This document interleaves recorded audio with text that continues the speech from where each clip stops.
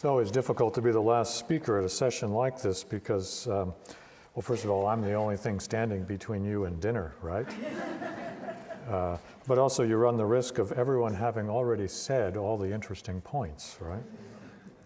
But we've heard a lot about hunter-gatherers today, and we've questioned things about human nature, and so we might ask this question: do hunter-gatherers tell us about human nature? In a word, no. And in two words, yes, but. Not any more than anyone else, like anthropologists or geneticists or cognitive scientists.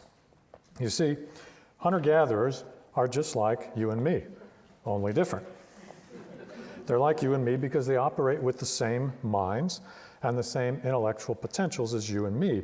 They're different because they use those minds in very different environments, social and cultural circumstances. So yes, hunter-gatherers have something to say about human nature. After all, they're humans.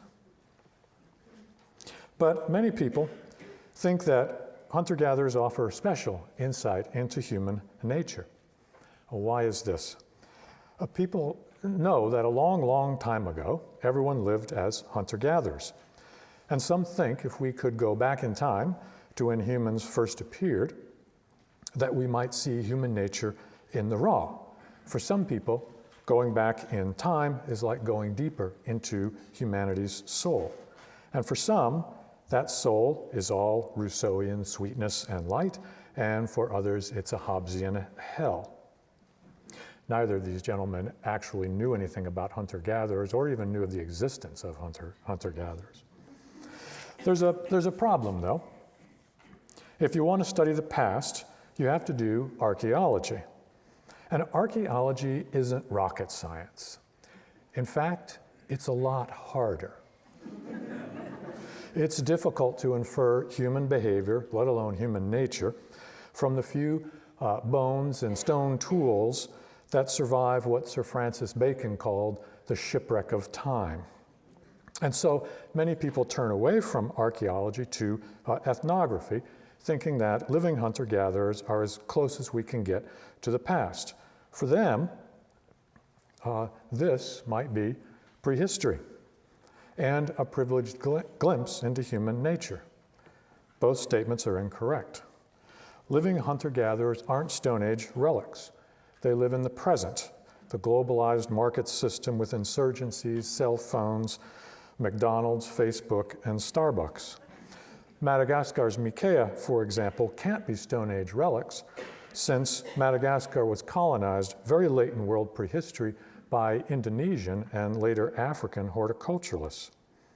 The name Mikaea may come from the expression Ulusimekiea, which means people who don't like to be followed. Some 2 centuries ago and more, Mikaea fled into the forest to escape the slave trade. And they did so again in the 1960s to escape the fledgling Malagasy government's tax collectors. In the late 20th century, the Mikaea grew and sold maize to traders. It was a Pakistani man who drove this truck, who then sold that maize on the world livestock feed market. The Mikaea moved along tracks in their forests created by oil companies in the 1950s. In the 1990s, they listened to music on radios and cassette players and played top 10 hits on homemade guitars. These guys here could give Eric Clapton a run for his money. You can't ignore those facts, as some filmmakers have done, and think that you understand how the Mikaea would live if they were really hunter-gatherers and nothing more. A second reason is that if we think that hunter-gatherers reflect human nature, my first question would be, which ones? We can justify any vision of human nature simply by appealing to the right group at the right time. If you want a noble savage view of humanity, you might pick the mid to late 20th century foragers of southern Africa, often portrayed as sort of Rousseauian hippies.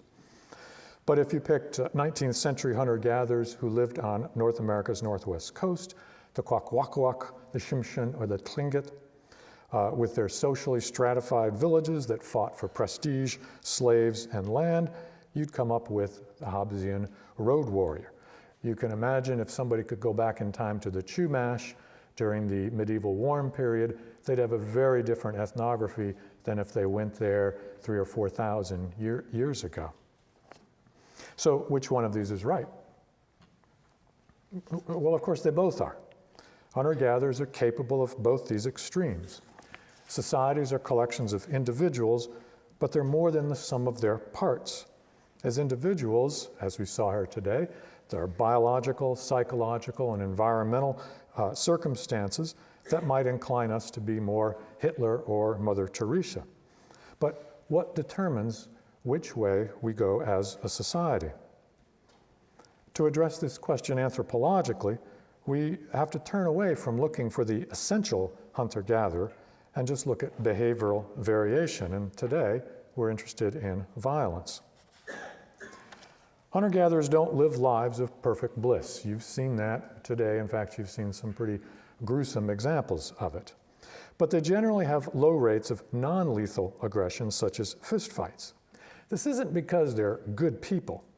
The reason has to do with the cultural denial of aggression in small egalitarian communities.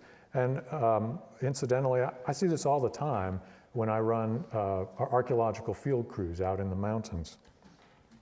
When Jean Briggs entitled her 1970 book on an Inuit family, Never in Anger, she didn't mean that the Inuit are never angry, only that it's inappropriate to show it.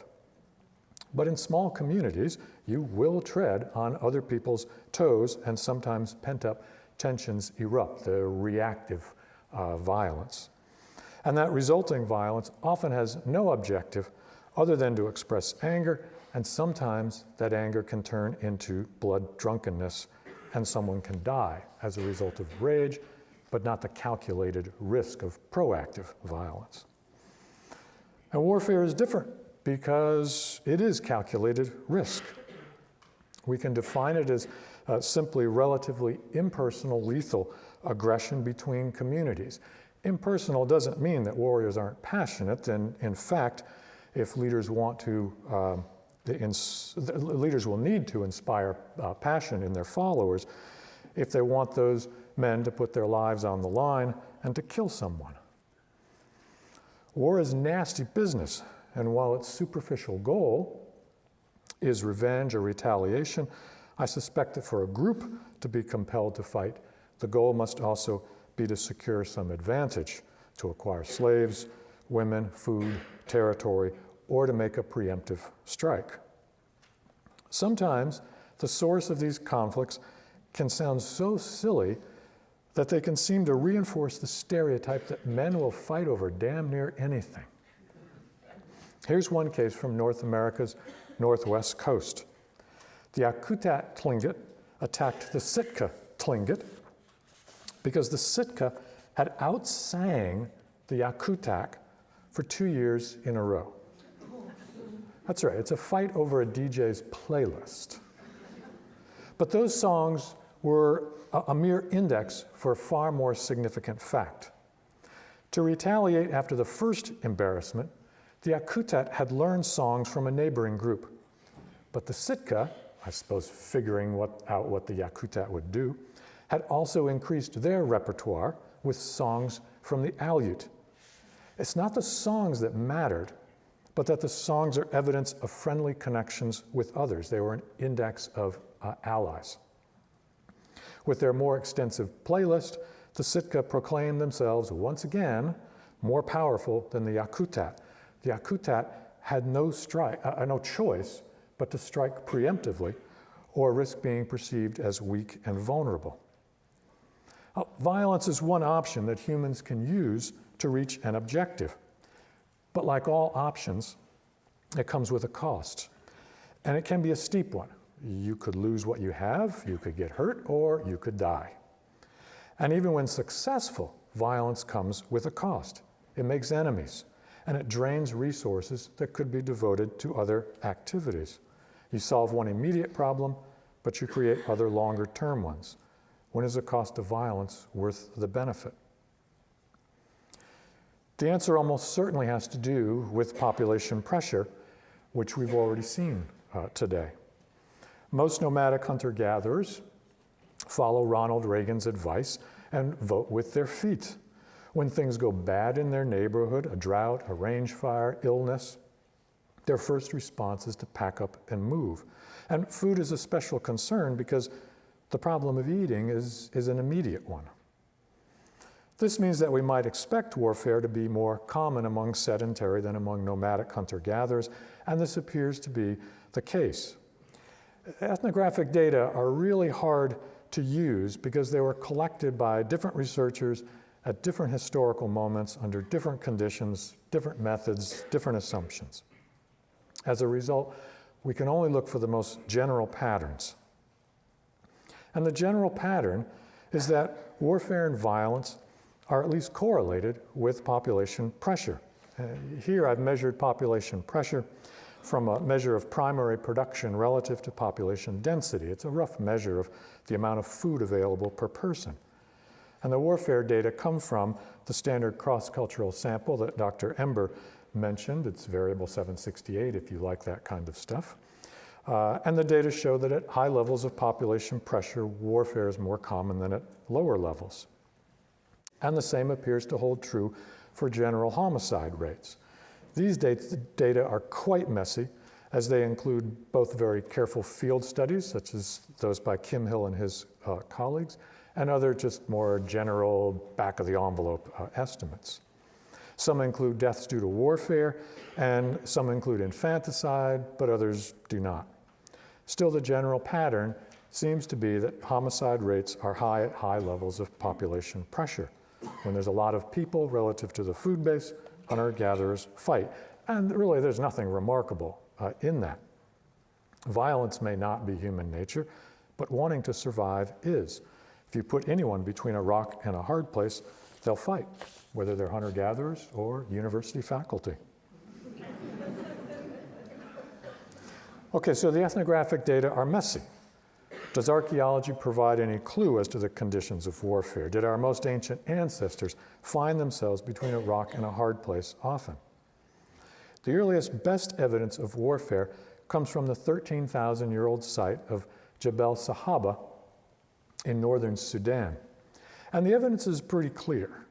All the pencils you see in this photo are not the result of a sloppy excavator. Instead, each points to a stone projectile tip embedded in one or the other of these two unfortunate individuals. And there were 24 such burials like that. This is war, or something close to it.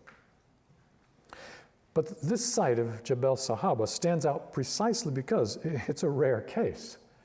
Other studies find far less evidence of warfare in the Paleolithic. And in fact, there's precious little of it until after the appearance of agriculture, and in fact, after the appearance of state societies. I'm sure Paleolithic hunter-gatherers got ticked off at one another, but war is a cultural behavior, and it appears rarely among prehistoric nomadic hunter-gatherers. Why? All hunter-gatherers periodically evaluate whether to help someone or pay the cost of not helping, which is the risk of retaliation. The prevalence of violence among hunter-gatherers has to do with how significant imbalances are between the population and their food supply, how frequently those imbalances strike, as we saw from Dr. Ember's work, how widespread those imbalances are, and how easy it is for one group to help another, and also how likely it is that a host group will need their generosity to be reciprocated in the future. In other words, it entails a very complicated calculus. Warfare occurs among hunter-gatherers where population pressure is high, and also where key resources can be controlled by one group, such as a prime salmon fishing location. This is what much of the fighting on the Northwest coast was really all about.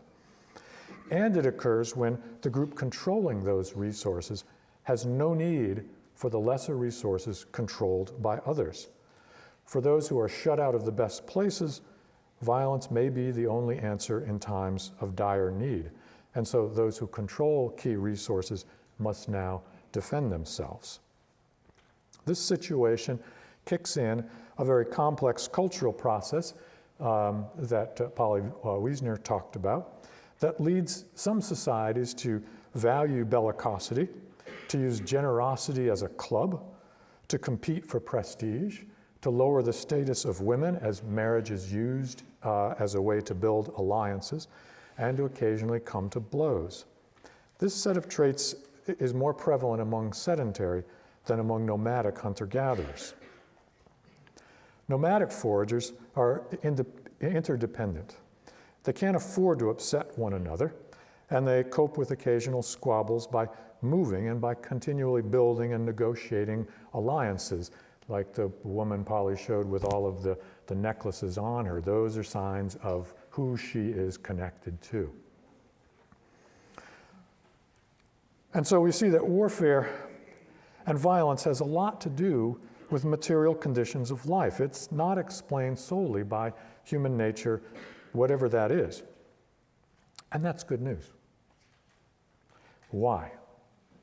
Well, you all probably came here today because you'd like to know how to solve problems like Syria and the Ukraine and the 100 other places that are troubled in the world. CARTA wants to know, how did humanity get to this state of affairs? You just want to know, can we eradicate warfare as we eradicated diseases like scarlet fever? Can your grandchildren live in a peaceful world? Any particular instance of state-sponsored violence is difficult to solve, to say the least. What hunter-gatherers teach me, though, is not to worry about human nature as part of the problem, but to focus on the material conditions that lead us to warfare and violence. And hunter-gatherers tell us that isolation, imbalances in wealth and power, and client-patron relationships all increase the likelihood of violence.